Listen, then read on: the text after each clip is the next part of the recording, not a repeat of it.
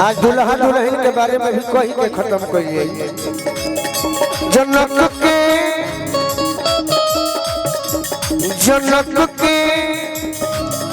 अरे बाग में बबुआ बबुआ बबुआ मधुपान करत बा।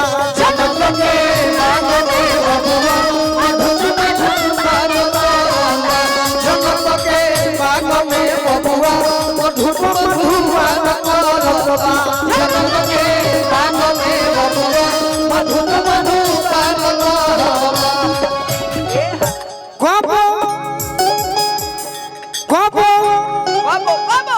गेंदा के चूसत बा गोबो बेली से पूछत बा। अरे जनक के तोरा के बोल दिहलस। जनक के बाग में बबुआ मधुपान करत बा। जनक के बाग में बबुआ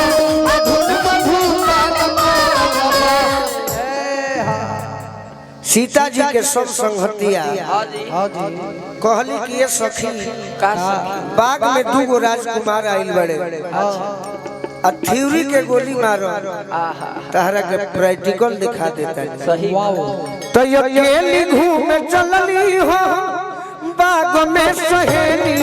अकेली घूमे चलली हो बाग में सहेली। अकेली घूमे चलली हो बाग में सहेली। अकेली घूमे चलली हो बाग में सहेली। उन्हें राम जी के नयन एने सीता जी के चयन। उन्हें राम जी के नयन एने सीता जी के चयन। तो अकेली घूमे चलली हो बाग में सहेली। अकेली घूमे चलली हो बाग में सहेली। अकेली घूमे चलली हो बाग में सहेली। और का तो देखे खूब मुस्कुराइली। अरे मन में सपना सजैली। अच्छा अच्छा तो देखे खूब मुस्कुराइली। ये कहानी के नाम बा राम फुलवारी प्रसंग। यानी फुलवारी में ही राम जी के पहला बार सीता जी के दर्शन भइल। प्रीति जी कहे रहो तर केहू बोलले बा गाना सुन गाना सुन हंस इतहरा गाना सुने के ना मिले हट के खुद से जी है टूट गइल बाती लगा। तो देखे के खूब मुस्कुराइली। अरे मन में सपना सजैली। तो अकेली घूमे चलली हो बाग में सहेली। अकेली घूमे चलली हो बाग में सहेली। अकेली घूमे चलली हो बाग में सहेली। अकेली घूमे चलली हो बाग में सहेली। और वही समय हमनी के समाज के अजीत भैया भगवान परशुराम अपन धनुष दिहलन। अच्छा आ धनुष में वादा कइलन कि कौन ऐसा राजा होई जे धनुष के तूर दी। उहे जे धनुष के तूरी वही लड़की से बियाह होई। जनक जी के लड़की से राम जी के बियाह हुई। तरह तरह के राजा लोग गइले आ धनुष लेले बड़े बाकी टूटो। राजा जनक जी रो के कहते हैं कि धनुषा जग में रचवनी। अरे हेलो अरे हमारा धीर नहीं खे तो जन गोइन के हो दुनिया में अब वीर नहीं खे। जान कोइली के हो दुनिया में अब वीर नहीं है। जान कोइली के हो दुनिया में अब वीर नहीं है। धनुषा सब वही विभाग के होते हैं। के बाद होई घुमियारो लगाना कि धनुषा जग में रचवनी।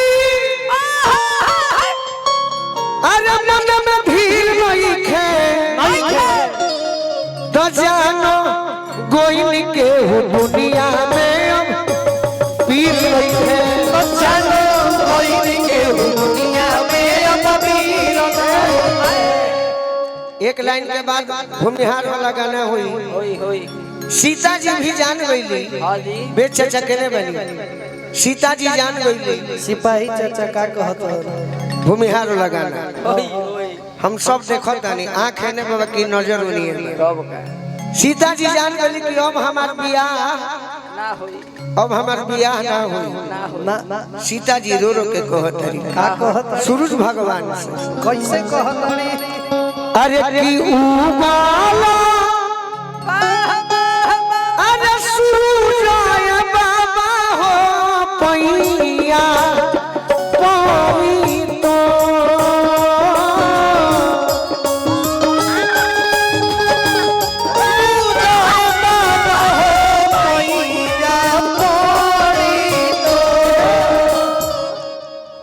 तोहरे अरे उगल काश बाबा हो ए बाबा हो खेल चारू जो तोहरे उगल काश बाबा हो खेल चारू जो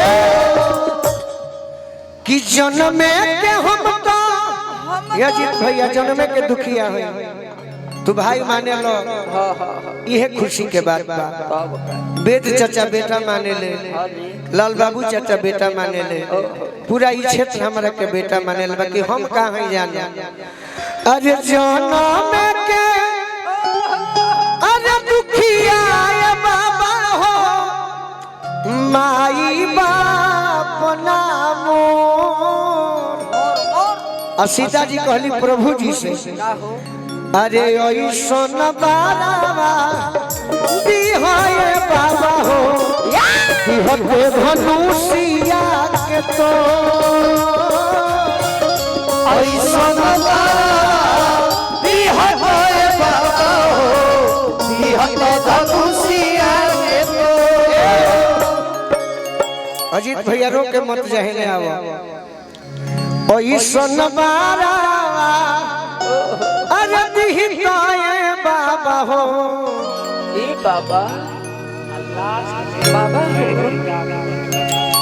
सजीत बाबा ठीक बा बेच चाचा के आशीर्वाद मिलो सीता जी चाहले वाली कि हमर राम जी ही मिलो वही घड़ी कहले बाड़ी का हो अरे यही सुन बारावा अरे दिहाए बाबा हो दिहते धनुषिया के तो ऐसन बाबा दिहाए बाबा हो दिहते धनुषिया के तो पलट जाइए पलट जाइए।